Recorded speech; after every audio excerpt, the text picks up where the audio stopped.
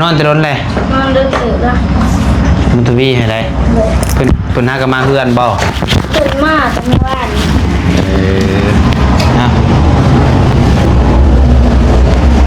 กาปุกบ่กาปุกเสือบ่กาปุกเสือเด็กมื้อนี้อ้ายมีเนี่ยข่าวให้มาแจ้งฟังอยู่บ่ฟังบ่ข่าวให้ไม่หนอเว้ลองเบิ้งลองเบิ่งฟังกับฟังบ่ฟังเนาะ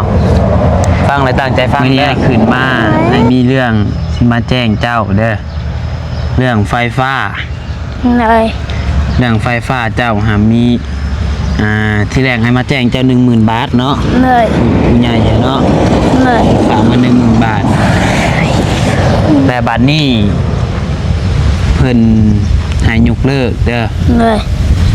เพราะว่ามันแบ่งไว้ให้เจ้าว่าซั่นซะใช้คำว่าแบ่งในเพียงเนาะเพราะว่าเพิ่นอีก 5,000 บาทเพิ่นสิเอาไปซอยเหลืออีกครอบครัวนึงแต่ว่ายังบ่ฮู้ว่าเป็นครอบครัวใดพี่น้องเนาะถ้ารุ่นเบิ่งนำกันพี่น้องเอ้ยแต่ว่า 100% แล้วเพิ่นว่าเรื่องไฟฟ้าเขาเฮือนน้องไฟฟ้านี่เพิ่นยกเลิกแล้วพี่น้องเนาะว่าน้องบัดชัยก็เฮ็ดตามจุดประสงค์ของผู้ใหญ่เพิ่นบอกเด้พี่น้องเนาะคือเพิ่นบอกว่าให้ยกเลิกช่วยเหลือน้องสายฟ้าเรื่องเอาไฟเข้าเฮาก็ต้องทำตามคำสั่งเพิ่นพี่น้องเนาะคือน้องบัดชัยนี่ก็บ่มีสิทธิ์หยังคือว่าอะไรพี่น้องเอ้ยเฮานี่บ่มีสิทธิ์เรื่องเงินเรื่องคำสมมุติว่าเพิ่นบอกให้น้องบัดชัยเอาไปซอยครอบครัวอื่นเบิดน้องบัดชัยก็ต้องทำตาม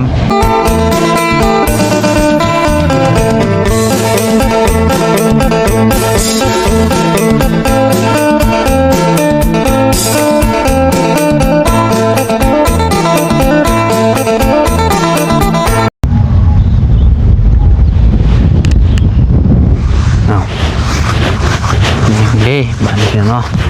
มาบัดนี้เป็นจังปางเนาะหลังคาปิวไปเบิดแล้วบ่พี่น้องเนาะลมพัดไปเบิดบ่คือว่าแนวใดเด้อันนี้เนาะ มาเท่านี้ถือว่าเราบ่เห็นหลังคาบ่เห็นฟ้าพี่น้องเนาะลมพัดบ่พี่น้องคนแนวใดพายุเข้าเฮือนสายฟ้าบ่เนาะ บริขึ้นมาจากมือว่า5-6 มื้อบ่น้องบัดใจบริขึ้นมาอีกเท่านี้ถือว่าทางกระทรวงกสีกับร่มพัดบ่เป็นเนาะ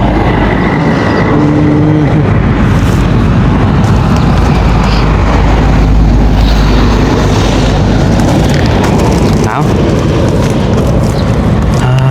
แดดดีพี่น้องเลยกับทักทายสบายดีสวัสดีพ่อแม่พี่น้อง FC เบิร์ดสุคนปัจจุบันสุบอนว่าอยู่ฝั่งลาวฝั่งไทยหรือว่าอยู่ทางต่างประเทศเด้อพี่น้องเด้อการยินดีต้อนรับเข้าสู่ช่องสายกกสายบุญขอบพ่อน้องปัดไซอีกแล้วนะพี่น้องเนาะเอามามื้อนี้วันนี้ก็ได้เดินทางขึ้นมาหาทางน้องสายฟ้าก่อนพี่น้องเนาะขึ้นมาหลายคนอยู่มันนี่กับทางเขาบาร์บี้บาวนิวพี่น้องกับซาเบลโดย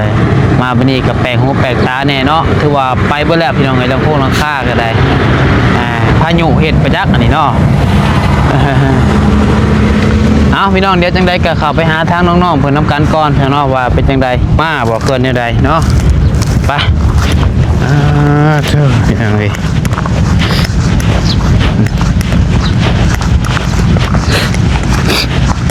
เดี๋ยวมื้อนี้โอ้พาเพื่อนพาซ่านแกมีแต่ขี้ต้มอย่างเนาะจะเป็นสียังบาดนี่เนาะ มันเปื้อนขี้ต้มฝนตกใส่พี่น้องเอ้ยเพราะว่าเฮาบ่ได้อนามัยแถวนี้มันหาได้ขี้ต้มเด้งขึ้นเนาะโอ้ทางนี้เชื้อแมวบ่อิ่มแล้วบ่เฮ้ยคือนอนคักแท้สงสัยอิ่มแล้วเนาะอันนี้เนาะอิ่มแล้วก็บ่ห้องบ่หมันแน่ใช้บุกสำเนาใช้พายุห้องอันนี้โอ้ โอ้พระเอกบ่โอ้เสือนอนห้ามปลุกถ้ามีกินอย่าลืมปลุกเสือพุ่นน่ะพี่น้องเนาะหากบ่มีกินซับมื้อนี้บ่กล้าปลุกดอกพี่น้องเนาะโอ้เฮียเพิ่นนอนพี่น้องเอ้ยมีหยังซะนี่บ่ใส่ผ้าคือมีพี่ช้างอันนี้หมอไฟบ่เจ้าเสือใหญ่นอนพี่น้องเอ้ยเพิ่นนอนแต่ร้นแล้วบ่ฮะโอ้ยใจตกเด้ว่าเสือนอนแต่ร้นแล้วเสือน่ะหึ ใครหน่อย ไผจะนอน บุตรี ไม่ยังอันเหี้ยของไผน่ะ ใครมีไร เด้นี่อันสาของไผน่ะ ของพัก มียังอันนี้ ตะกี้มันนอนเลย หมอไผไปซะ ไอ้นอน ฮะ หมอให้เลือดน้อย เป็นนัวอีหยังอันนี้สไลด์บ่กองใหญ่ขึ้นเนาะเสือหัวเจ้า ไอ้สา เพิ่นนอนแต่ร้นเลย นอนดึกดึกละ มุทวีให้ได้เพิ่นหากันมาเฮือนบ่ ตื่นมากเมื่อวาน นะกล้าปลุกบ่กล้าปลุกเสือบ่กล้าปลุกเสือ เด็กเด็กกะเลยให้นอนก่อน ให้มันนอนก่อน ให้เสียนอนก่อน เสือนอนก่อนที่ยันเสือตื่นเลยบ่ได้เด้เนาะ ตื่นหน่อยเถอะเบิ้ง เอานะ จะนอนก็ตื่น เลยเฮือนซ่านเฮามีก็นอนเลยนั่นเนาะโอ้มาบัดนี้มี เนี่ย หมอของข้าวเนาะใครขึ้นเนาะเฮือนกันเนาะไผอนามัยนี่ ไม่บีจิมเฮา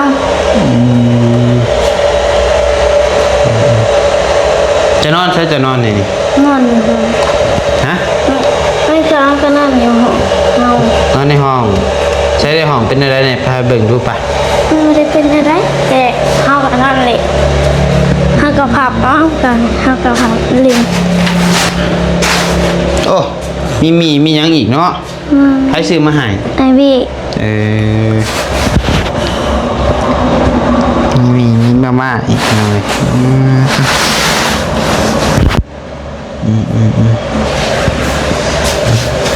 เฮ้ยทุงเขียนนะคือบ่เก็บถิ่มเนี่ยว่างูเงี่ยวเข้ามาเด้อทุงขี้หยอกขี้เหยื่อฮะเก็บถิ่มเก็บหยังแน่เลย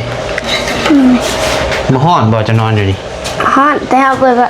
บ่เอียบเบิดทุกวันเลย เวลานอนนะ เลย พอห้องเสื้อผ้าเพิ่นสิฮ้อนกูหมู่พี่น้องเอ้ยวันบ่มีลมทางเขาเนาะมีแต่ทางวงเอี่ยมเนาะ เลย คือห้องมุทวีหาเย็นได้พี่น้องเอ้ย เด็กเฮาเปิดขังจะพอได้อยู่ บุญทวีกับบุญทวีวะบุญมีก็มานอนแต่น้ำลูกพี่แล้วแหละบุญมีก็ได้เสือนอนห้ามปลุกเวลามีกินอย่าลืมปลุกเสือ บ่ปลูกเป็นหยัง โอ้ข่าวเขาออกมันเคี้ยวงามเลยเนาะ เลย โธ่ เนี่ย บรรยากาศโดยธรรมชาติตื่นนอนมาเลยเห็นทุ่งหญ้าเขียวพี่น้องเนาะเฮ้ยยากแล้วพี่น้องเอ้ยไฟเซล่าตัวนั้นใส่บ่ได้แล้วบ่ บ่ได้ ตัวในห้องน้ำอะไร เลย ห้องน้ำก็ใส่บ่ได้แล้ว นี่แผ่นมันตกมันจะขาดเลย แผ่นมันโตขาดเลย เลย โอเคบ่ได้เนาะตัวนี้ก็ใส่บ่ได้เลยบอกไปเอาเรื่องน้องผูกไปตัวนั้นชื่อว่าหายก็ใส่บ่ได้เลยบอก บ่อ่ะ เอามันคือเป็นนั่นฉบัน มันก็เป็นมันเหี่ยง สิบุโตะ บ่ตก บ่มีไฟแปลงมาเลยเนาะไอ้ก็แปลงเป็นติ ให้เอเดลไม่ขึ้นเอาไปเลย ขึ้นแล้วโตสิไปยังขึ้น บุกนี่น้อย แปลงไปแปลงไปหน่อยคล้ายบ่ ให้ฮะ อันนั้นได้สักคือว่าอัน ฮะ ไอวี ดีซื้ออ่างน้ำให้เพ่แล้วนั่ง นี่ไร อ่างน้ำ ยัง ใช้ได้อยู่บ่ ได้ ยังบ่ได้หัวติ โมโหใบสุดกระโดดเลย เนาะตัวนี้ก็เพ่ไปแล้วน้องไปพัสลุงโซล่าก็ได้โอ้มันแปลงเป็นเนาะขายบ่ ฮะ ขายบ่ ขายได้สิ อ้าวขายบ่เลย ใส่ได้ก็ขายได้เด้ขายบ่ ขายเนี้ยคันขายได้ บ่แล้วถามตัวแล้วเจ้าของเงิน ตู้น้ำจังกะไปแล้วไปหาน้ำยังมาใส่นี่เด้อบ่มีฮอดน้ำตู้เนาะเห็นกระแดกให้กลัวอันเดือนอันนั้นเช็คตู้ก่อน ต่อโทรศัพท์มาถอดไข่เองซุก อ๋อระเบิดสวนก็ใส่สากเบิ่ง ของแท้ไม่สาขาดเลยนี่เพื่อนวันนี้บ่ได้เอามาให้ วางเด้อ ไปเอาไปนอกหมู่ป่าเดียวไอ้มีเวียกมาร่มน้ำมื้อนี้มีข่าวหายมาบอกใช่ปะ ฮะ มีข่าวหายมาบอกวันนี้ฟังอยู่ว่า ฮะฟังบอกข่าวหายใช่นั่งใส่ดี โอ้โห นั่งตั้งขางผมก็ได้ไป มันเย็นมันกำลังคัก มีหมดแดงไข่ บ่เหลือมันแค่นี้หมดแดงไผ่มันกะเฮาสิเอาหมดแดงไผ่จึงบ่ได้สีกับไผ่เลย นั่งนี่ก็ได้ไหม มีแต่หมดแต่ นั่งใช่สะ นั่งนี้ หืม นั่งนี้ มันมีแต่หมดเลยสิเป็นนั่งใช่ ถ้านั่งนี้ กกคอบ่ กกขอบ่ไปกกขอบ่ซะปะไปเบิ่งข่าวเบิ่งหยังซะปะ สิเกิดใหม่บ่น่ะ นี่แต่ร้อนไง ให้พี่รอเบิ่งข่าวก่อนนิดนึงน้องเอ้ยเนาะเธอว่าขึ้นเลยเนาะพี่น้องเอ้ยเขียวทุ่ม ขึ้นเป็นถึง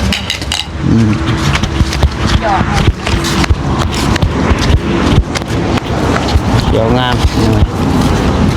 เอ้ยเธอเดินมาระวังงัวควายแล้วบัดนี้มึงหญ้าก็ขึ้นเนี่ยเลยข่าวก็ขึ้นหญ้าก็ขึ้น ขึ้นแข็ง พ่อหกกลิทันนี่ไพ่อนามัยขี้เหงื่อนี่ บุทเว บุญทวีอนามัยแปลนแหละเนาะเพิ่นเอาไปถิ่มใส่อันนี้ฮะ นี่ทุกข้างเลย ฮะ ข้างน่ะ ข้างใส่ นี่ข้างเพิ่น ทางของหน้าบ่ บ่ข้าง เพิ่นอนามัยนี่เพิ่นเสียยังเพิ่นสิเลี้ยงปลาบ่ เฮาก็บ่ฮู้คือกัน เพิ่นอนามัยแต่โดนเลย คืนนี้ ฮะ คืนนี้ คืนนี้ ไม่ อนามัยสดๆร้อนๆเลย เพิ่น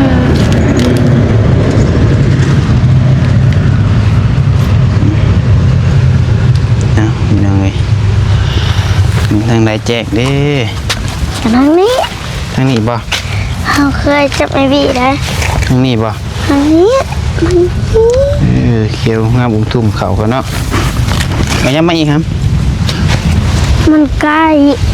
มันสิ โอ ใกล้ เคโอ้ คัด คักๆๆๆวันนี้ กล้องจะเลย ยีหลามาเบิ่งกล้องให้อ้ายได้คำแพง น้องไปเบิ่ง คุณมีบอกมาแล้ว โอ้ย ยังไม่ มาเบิ่งข่าวเบิ่งกล้องให้อ้ายในนางเอ้ย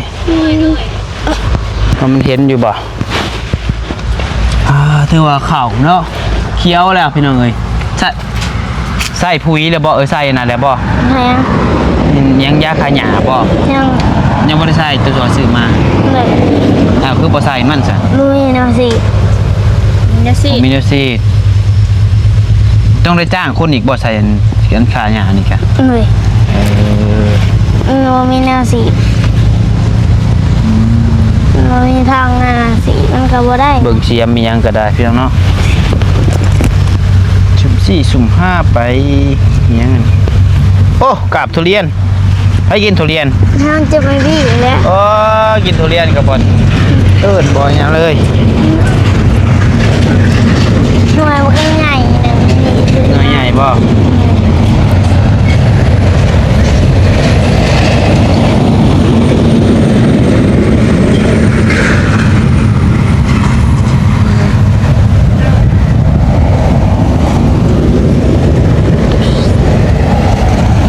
เจ้าเวนเพชรเฮาดอกเจ้า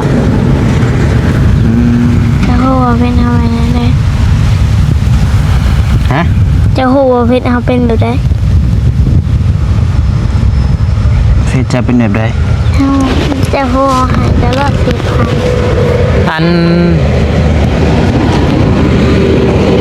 เพื่อนเก่าเจ้ามันเป็นยังน่ะพายุบ่ เนาะ ฮะ เฮาละมา เจ้ามั่งเอ้าคือมาเก่งแท้เจ้ามั่งกับไผน่ะ มันแก้ภาษามันก็บ่แก้ว เออ ในกระบวนทวี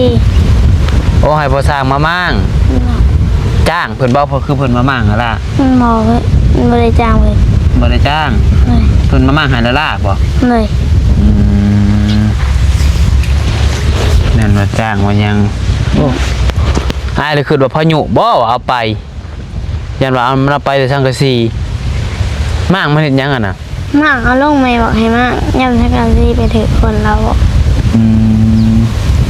แม่จะบอกให้มั่ง เลย แล้วบอกไปบอกเจ้าฮะ เลย เออ จะบอกวุ้นทวีเฮาก็ น้องบ่ใส่บ่ได้ฮู้ได้พี่น้องว่าน้องๆเพิ่นมั่งเนาะก็ดีแล้วมั่งก็มันก็อันตรายคือเว้าเลยพี่น้องเอ้ยยามฟ้ายามฝนนี่โอ้ยลมมาบ่ให้เว้าเลยพี่น้องเนาะมั่งเลยก็ดีมั่งจะโดนเติบแบบบ่ ไป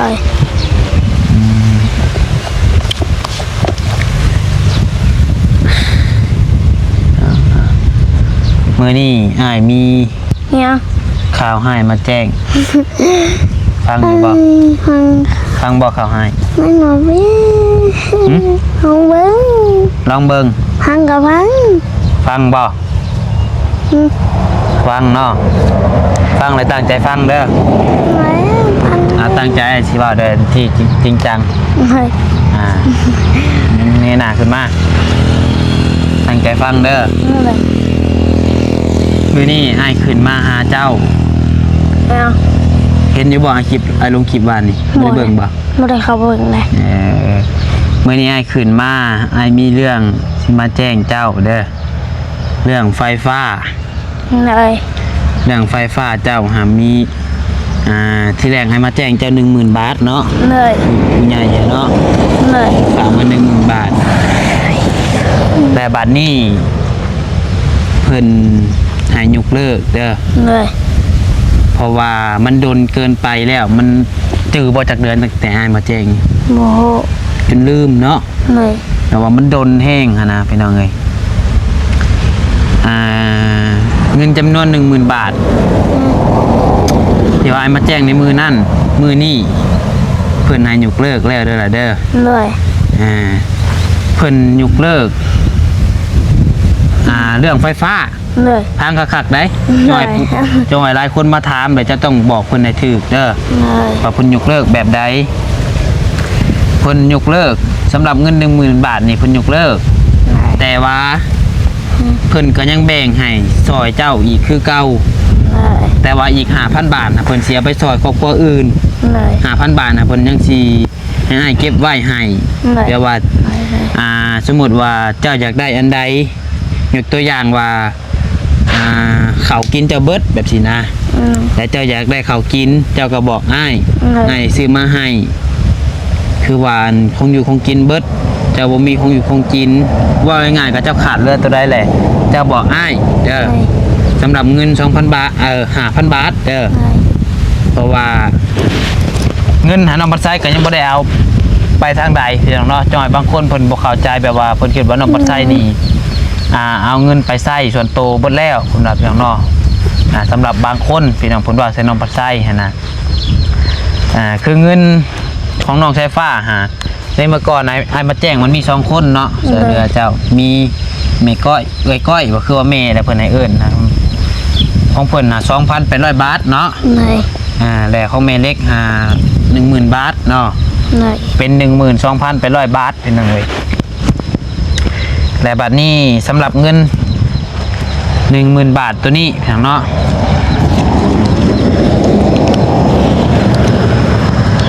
เดี๋ยวน้องบัดไซสิเว้าเป็นขั้นตอนให้ FC ยันเพิ่นงงเนาะสำหรับเงิน 10,000 บาทนี้เพิ่นยกเลิกแล้วเด้อ เลย มีแต่แบ่งไว้ให้เจ้าว่าซั่นซะใช้คำว่าแบ่งในเพียงเนาะเพราะว่าเพิ่น เพิ่นอีก5,000 บาทเพิ่นจะเอาไปซอยเรืออีกครอบครัวหนึงแต่ว่ายังบ่ฮู้ว่าเป็นครอบครัวใดพี่น้องเนาะถ้ารุ่นเบิ่งนํกันพี่น้องเอ้ยแต่ว่า 100% แล้วเพิ่นว่าเรื่องไฟฟ้าเขาเฮือนน้องสายฟ้านี่เพิ่นยกเลิกแล้วพี่น้องเนาะแล้วน้องบัดไซก็แจ้งบอก FC อะไรพี่น้องถ้าหากว่ามีมาใหม่บางเทื่อมีผู้หลักผู้ใหญ่เพิ่นจักเพิ่นเห็นเพิ่นนี่ต้นน้องเพิ่นแบบอยากเอาเข้าให้น้องเพิ่นเลยครบจบกะคือน้องบัดไซเว้าพี่น้องมันตกอยู่ประมาณหลัก4พี่น้องเนาะ 40,000 ผู้แหละพี่น้องเอ้ยอันนี้มันเงินมันดนแห้งแล้วแต่ผู้หลักผู้ใหญ่เพิ่นว่าง่ายๆก็แบบเงินมันบ่มีแบบเคลื่อนไหวยังเลยนะพี่น้องเอ้ย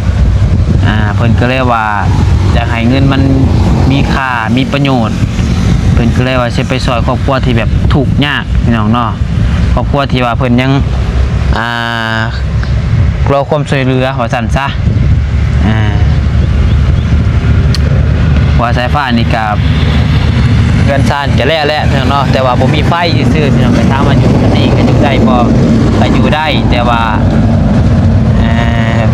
คือว่าอะไรพี่น้องเนาะคันว่าคักลีกะคันว่าได้ไฟได้หยังเลยก็แต่บุญวาสนาพี่น้องบางคนก็ได้รถได้เฮือนได้ไฟจนแต่งลูกแต่งเมียให้ก็มีพี่น้องเนาะผู้ที่เพิ่นฮักมันก็ขึ้นกับการกระทำเฮาพี่น้องเนาะคือน้องปัจจัยเว้าถ้าหากว่าเฮาเสมอต้นเสมอปลายตอนแรกๆที่ว่าทีมงานเข้ามาซอยแล้วคือยกตัวอย่างว่าสายฟ้านี่ตอนแรกๆนี่เป็นคนแนวใดพี่น้องเนาะแต่จนฮอดทุกมื้อนี้น้องเพิ่นก็ยังเป็นแบบเก่าบ่เคยเปลี่ยนแปลงนี่ผู้ใหญ่เพิ่นก็สิแบบฮักแพงพี่น้องเนาะแต่ว่านี่ก็น้องปัจจัยบ่อยากเว้าอีกเนาะก็จบก็คือจบพี่น้องเนาะคือน้องเพิ่นก็คือฮู้กันอยู่พี่น้องเนาะว่าสายฟ้าเป็นแนวใดทุกมื้อนี้เนาะฮู้อยู่แล้วว่าเป็นแนวใดฮะ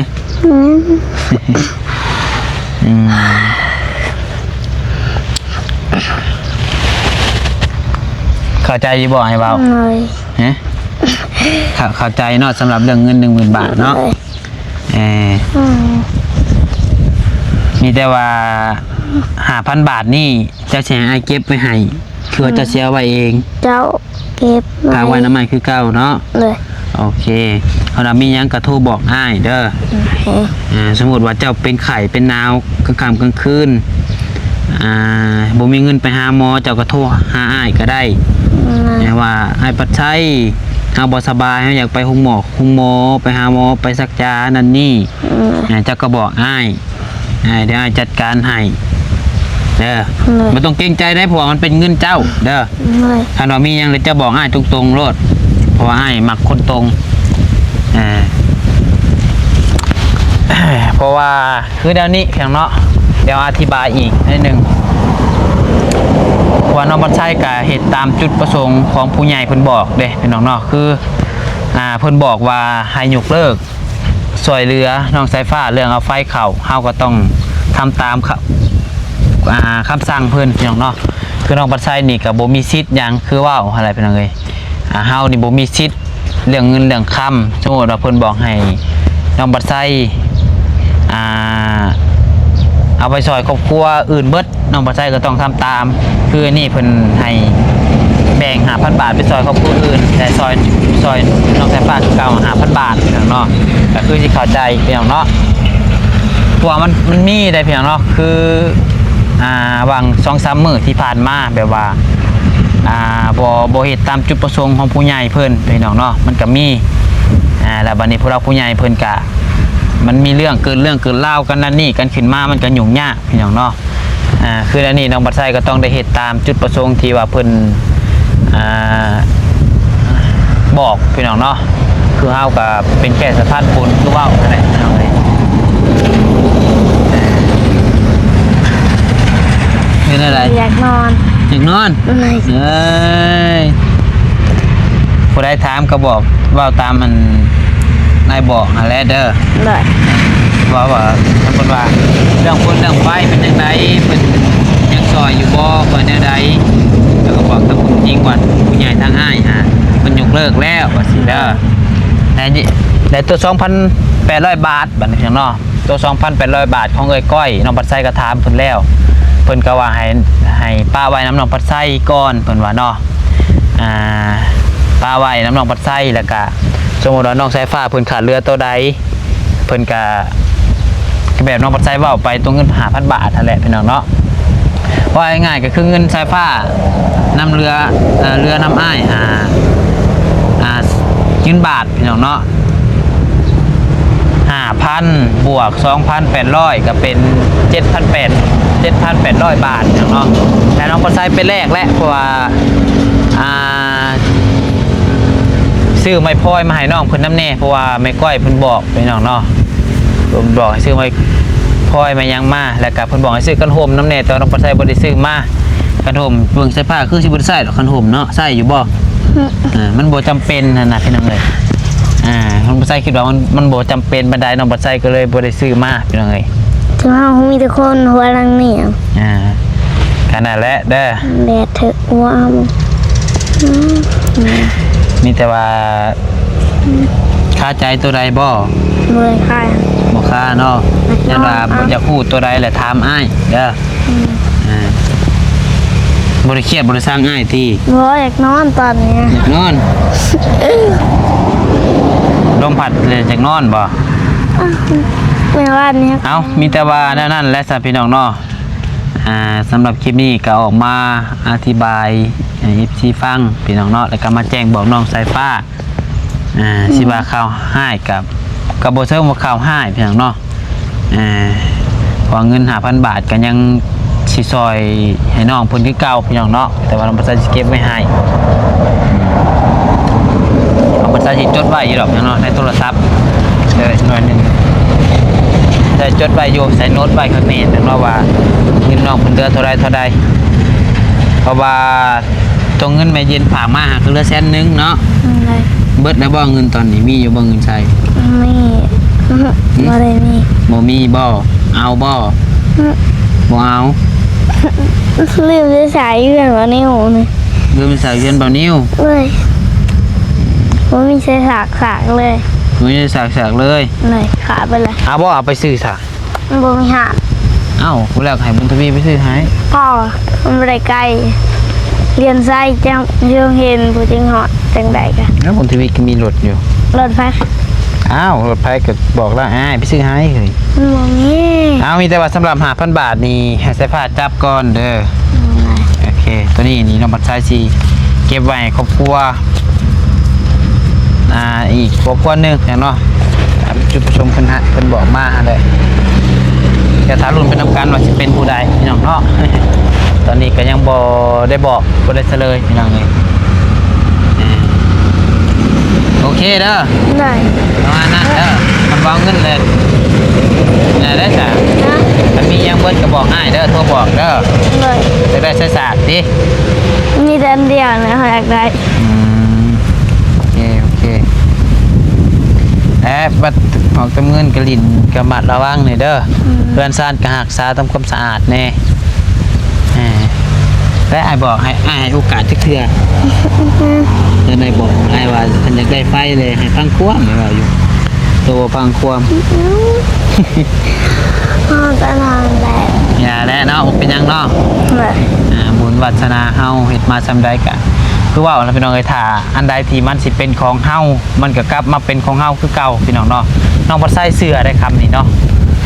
สุภาษิตเพิ่นว่าอยู่ว่าบ่ต้องไปอิหยังมากมายบ่ขึ้นหยังมากมายอีหยังมันสิเป็นของเฮาอีหยังสิเฮาสิได้มันก็เกี่ยวมาหาเฮาคือเก่าพี่น้องเอ้ยเนาะขอเพียงแต่เฮาเฮ็ดดีทำดีคิดดีพี่น้องเนาะประมาณนั้นเด้อไปลำลาแล้วจังใดก็อยู่ดีมีแฮงเบิดสุขสุขคนขอบบุญขอบคุณพ่อแม่พี่น้อง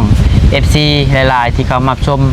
คลิปน้องพัดไส้และเป็นกำลังใจให้โดยตลอดมาพี่น้องเอ้ยเนาะโดยผิดพลาดประการใดก็ขอโทษขออภัยนำด้วยพี่น้องเด้อสบายดี ช่วยเด้อ โอ้ย เอา